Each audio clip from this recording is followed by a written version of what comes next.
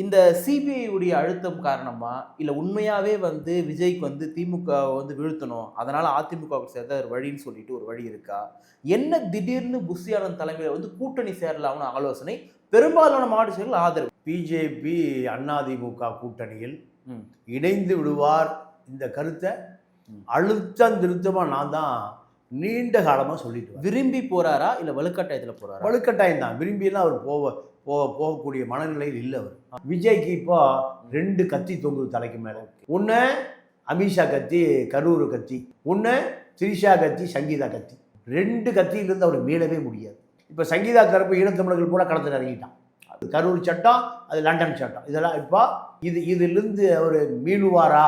மீளக்கூடிய அளவுக்கு யோசனை சொல்லக்கூடிய மூத்த வழக்கறிஞர்கள் இருக்காங்களா? இல்லை. இன்னும் ஜனநாயக படத்தையே கொண்டு வர முடியல. திரிஷாவுடைய தாய் மாமன் ஆர்எஸ்எஸ்ல ஒரு பெரிய லீடர். அதே போல பவன் கல்யாண் களத்தில் இறங்கி விஜய்க்காக டெல்லியோடு பேசுறாரு. இப்போ மோகன்லால் விஜய் ஒரு பெரிய இக்கட்டிலிருந்து காப்பாற்றினார். என்ன ஒரு நடிகை கன்சீவ் ஆயிட்டாங்க. சரி வானா அதை மோகன்லால் தான் காப்பாற்றினாரு.